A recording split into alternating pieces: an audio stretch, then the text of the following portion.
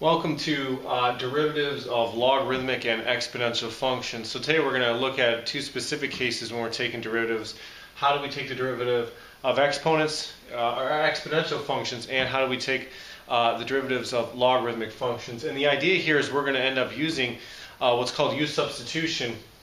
And so what we're going to have here is, for example, if you look at e to the u, we know that the derivative of e to the u is just e to the u. But we also have to multiply by the derivative of this exponent. So if this is something other than x, so like if this was x squared, so it's e to the u times du dx, and so du dx represents the derivative of whatever u is. So here are the four main derivatives that we're going to be taking. You have the derivative of e to the u is just e to the u times whatever that u is. You have the natural log of u, and that's equal to 1 over u times du dx. Okay, and we also have the exponential of function a to the u. That derivative is equal to a to the u times the natural log of a times du dx. And finally, the last derivative here today is logarithm. The derivative of a logarithm is equal to 1 over u times the natural log of a times du dx. So what we're going to do is we're going to really just kind of look at 4 different or 5 different examples of one of each type of these derivatives, and we're going to actually use a couple of different rules as well. So let's look at some examples. So in the first example, we're going to find the derivative dy dx if y equals e to the x plus x squared. So our exponent here is x plus x squared, and we're using e. Now, we know the derivative of e is e to the u, but we have to multiply it by whatever u is. So for all these examples, what we're going to do is we're going to actually pick u in order to use the definitions from the previous slide. So in this case, I'm going to let u equal my power, okay? U is going to equal x plus x squared. Well, I have to take du dx. So du dx, meaning the derivative of u with respect to x, is equal to 1 plus 2x. Now, rewriting the original function, y equals e to the x plus x squared, well, we're not going to write that anymore. It's y equals e to the u. Well, the derivative of y is just e to the u. So, I've picked u, I've taken the derivative, I rewrote y, and I also took the derivative. Now, we're going to apply our rule from the first slide. So we know that the derivative of e is e to the u times whatever du dx is. So really the trick here is pick u, get the derivative, rewrite y, get the derivative, and multiply these two pieces together. And that's what we're going to do. So the derivative of our function is equal to e to the u times du dx. So by substitution, e to the u is e to the x plus x squared, because that's what u was, times du dx. Well, du dx was right here, 1 plus 2x, the derivative of u. So e to the u times du dx.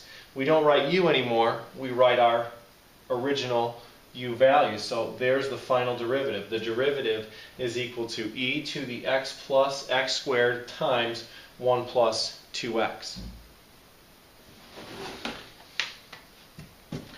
Now, looking at our second example, again, we're going to find the derivative if y equals 3 raised to the cosecant of x. So this would be an exponential function, 3 being raised to some power. Okay? So, again, just like the previous example, I'm going to let u equal that power. The u is going to be cosecant of x.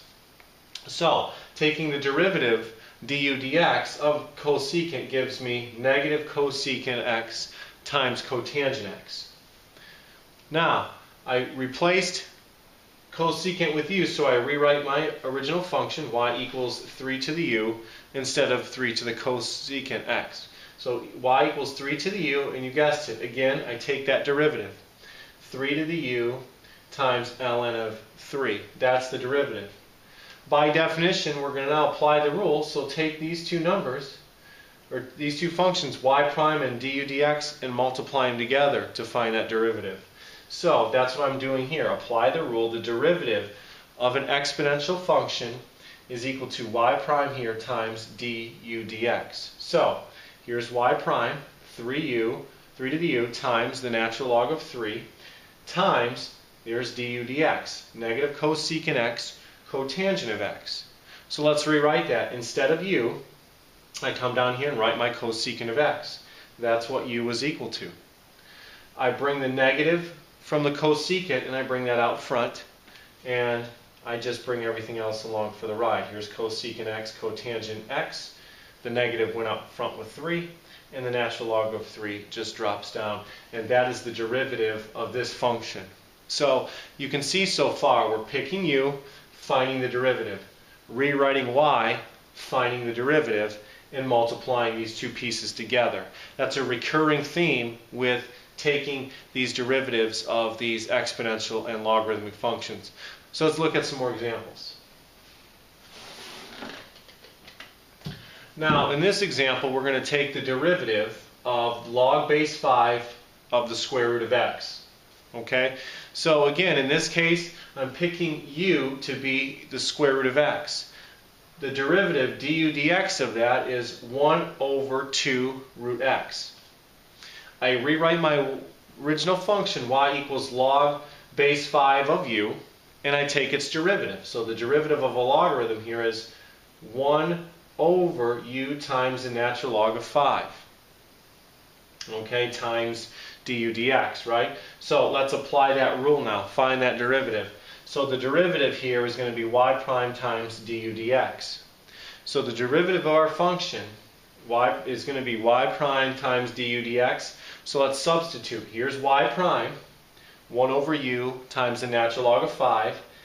Du dx, as we found right up here, u prime, right? Du dx. So here's our two substitutions. And now instead of writing u, well, we let u equal root x. So we replace u with root x and leave the natural log of 5 times 1 over 2 root x. Now this is multiplication, so we can multiply straight across. So basically we're going to have root x squared, which is x. And we can simplify this as 1 over 2x times the natural log of 5. And we want x to be greater than 0. It would be undefined if x were 0.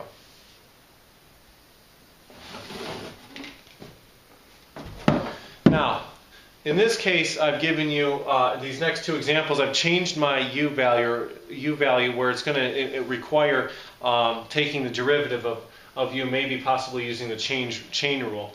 Okay, in the next couple examples. But here we changed x to be x squared. So now we have the natural log of x squared. So again, when we take these derivatives, I pick u, and natural log of x squared would be, you would think, chain rule because you have a function inside of another. So I let u equal x squared. So that means the derivative is 2x. So y now is equal to the natural log of u. And we know that the derivative of the natural log of u is 1 over u. So here's y. I rewrote y with u now. And I took the derivative of y, which is y prime here. I'm going to multiply these two together. So the derivative of my function is equal to y prime times du dx. So it's 1 over u, which is 1 over x squared, times 2x. Hopefully you see that some of these x's simplify. The x's are gone. They become 1. And so you're left with 2 over x, and x cannot be 0 in that case. So in this last example on this slide, we have y equals log base 4 of x squared. So similar to the last problem with logarithm, we pick u to be x squared. That means the derivative is 2x. I rewrite my original function, y equals log base 4 of u, and then take the derivative. Y prime is equal to 1 over u, natural log of 4. So that means the derivative of this function is going to be y prime times du dx. So here's y prime, 1 over x squared ln of 4. Remember that because u is x squared, times the derivative of u, which is 2x. So again, the x's can simplify here because this is multiplication. And we're left with 2 over x times ln of 4, and x has to be greater than 0.